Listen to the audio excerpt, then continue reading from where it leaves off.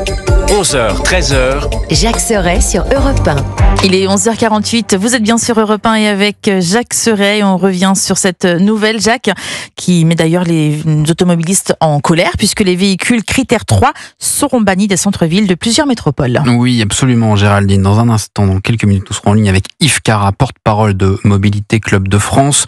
Mais d'abord, je souhaitais faire un petit décryptage avec Aurélien Fleureau du service éco d'Europe 1 qui va nous expliquer concrètement c'est quoi ce changement sur les vignettes critères 3, donc apposées sur les voitures diesel immatriculées avant 2011 et les voitures essence immatriculées avant 2006.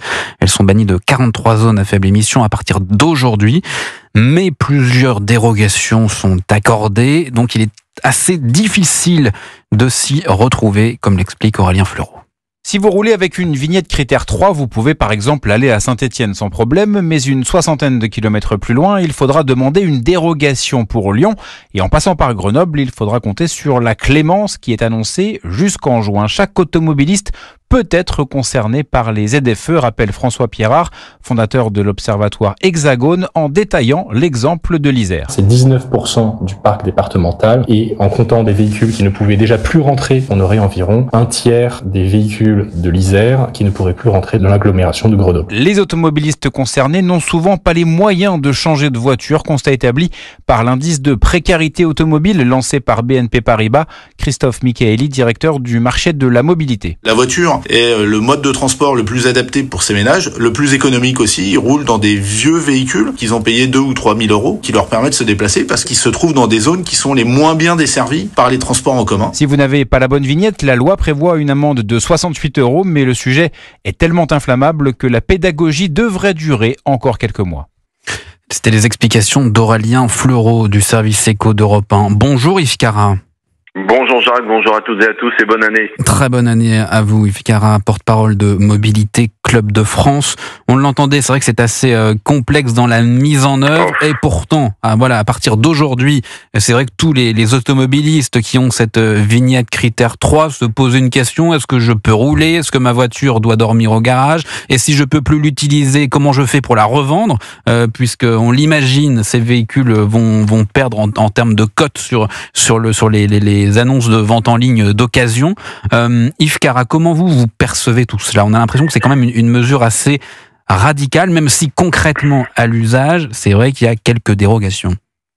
Oui, il y a beaucoup de dérogations permanentes, temporaires. Allez, je vais commencer avec une bonne nouvelle cette année 2025, c'est qu'on n'a jamais aussi bien respiré dans nos villes françaises.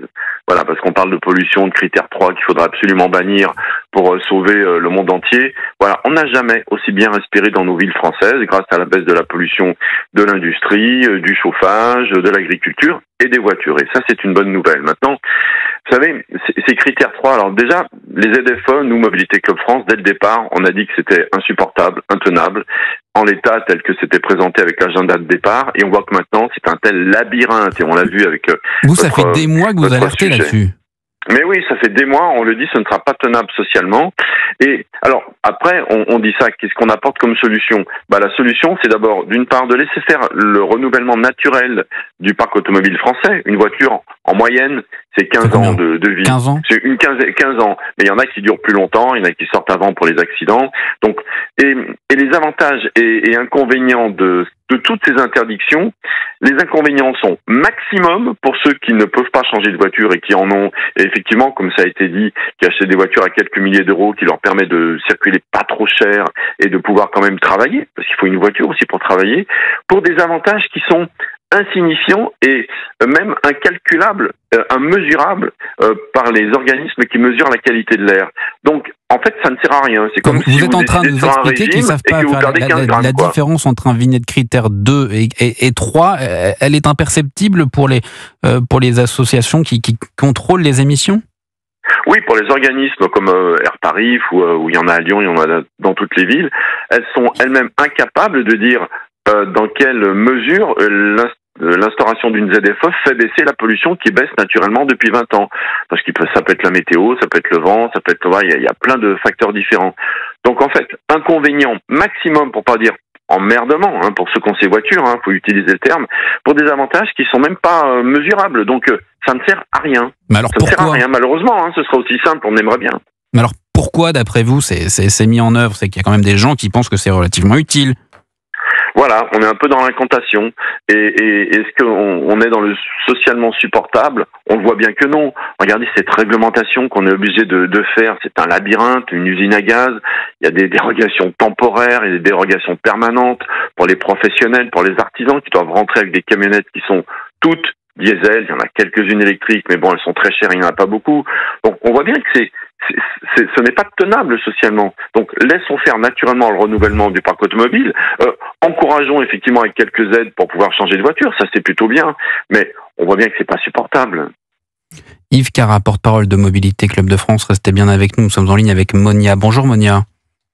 Oui, bonjour. Très bonne année 2025 à vous tous. Merci, pareillement. Et merci. Vous Monia, vous avez une voiture critère 3 ou pas du tout? Comment est-ce que vous allez faire?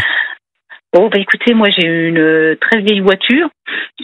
Bon, là, moi je vis en campagne, mais c'est vrai que... je pas encore besoin d'apposer de vignette.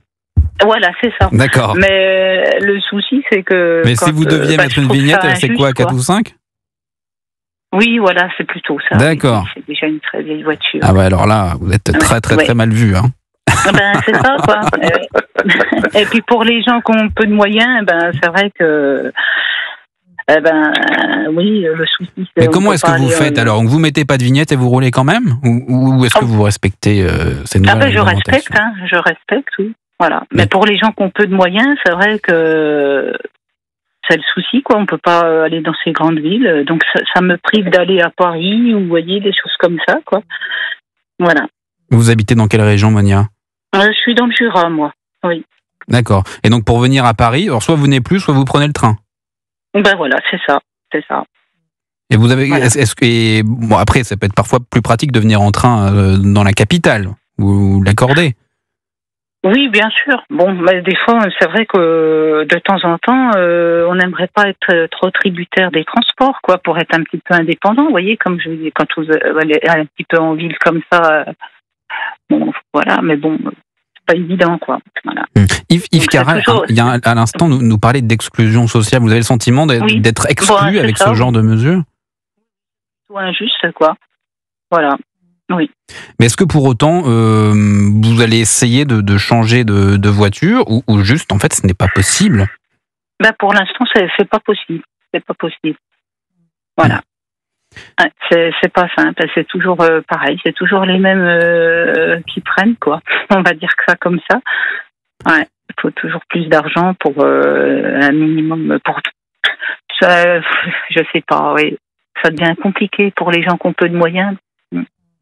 Ouais, non, c'est vrai que c'est terrible. Yves Cara, porte-parole de Mobilité Club de France, le témoignage de Monia, c'est vrai qu'il est particulièrement touchant parce que avoir une voiture et pouvoir se déplacer librement, c'est on parle pas là de confort quand on vit à la campagne, c'est un besoin pour aller travailler. Oui, alors quand on est dans la campagne, je dirais qu'on n'est pas concerné. Même pas de la campagne, oui, mais la campagne, on peut être à la campagne, vivre à côté d'une grande ville, c'est là le problème. Tout à fait, bien sûr. Et on peut aller travailler aussi, parce imaginons dans la restauration, quand vous commencez par exemple serveur ou même cuisinier, vous n'avez pas un salaire qui vous permet d'acheter une voiture à 30 000 euros, certainement, vous avez une petite voiture, peut-être critère 3, et quand vous repartez à 2h du matin, vous n'allez pas prendre les transports en commun. C'est un des exemples parmi d'autres, mais il y a souvent des dérogations d'ailleurs pour les travailleurs qui ont des horaires décalés, ça c'est bien. Mais si on revient même sur l'instauration des vignettes critères, c'est ridicule de le faire par rapport à l'âge de la voiture. Parce que d'abord, une voiture qui dure 30 ans, elle a moins pollué parce qu'elle a duré 30 ans, elle est amortie depuis longtemps dans la production de CO2 qui a été nécessaire pour la fabriquer. Donc déjà, c'est une première chose. C'est comme une vrai que c'est très étonnant, ça, quand même. On nous demande, entre guillemets, de ne pas jeter, de garder nos objets. Et là, il faudrait finalement se séparer de nos vieilles voitures pour en acheter des neuves. Vous avez tout à fait bien résumé la situation, c'est un paradoxe. Il faut jeter des voitures et des objets qui marchent très très bien, soi-disant pour sauver la planète et pour moins polluer, mais vous savez, une voiture de 25 ans qui est très bien entretenue polluera moins, aura moins d'émissions polluantes qu'une voiture qui a 10 ans, moins bien entretenue, où les injecteurs sont un peu encrassés, où le pot d'échappement est peut-être pas en bon état, où les filtres même n'ont pas été changés et où la révision n'a pas été faite. Mais vous savez, dans l'instauration de la vignette critère, vous avez une voiture essence. essence, qui a une critère 3. Vous dites, écoutez, moi je vais installer un boîtier dessus pour rouler au superéthanol, le 85, pour rouler moitié moins cher déjà, et ça pollue 90 fois moins à peu près, en particules fines, etc. Eh bien, vous aurez toujours la même vignette critère. C'est-à-dire, vous polluerez beaucoup moins comme une critère 1, mais vous ne pouvez pas la changer parce que ça dépend de l'âge de votre voiture. Rien que ça, c'est un paradoxe qui est insupportable. Écoutez, merci beaucoup Yves Cara pour toutes ces explications. Yves Cara, porte-parole de Mobilité Club de France. Merci également à Monia qui nous a appelé du Jura. Tous nos vœux pour 2025 à vous deux. On marque une courte pause et dans un instant, les informations puisqu'il va être midi sur Europe 1. Vous écoutez Jacques Serret de 11h à 13h et réagissez au 01 80 20 39 21. À tout de suite.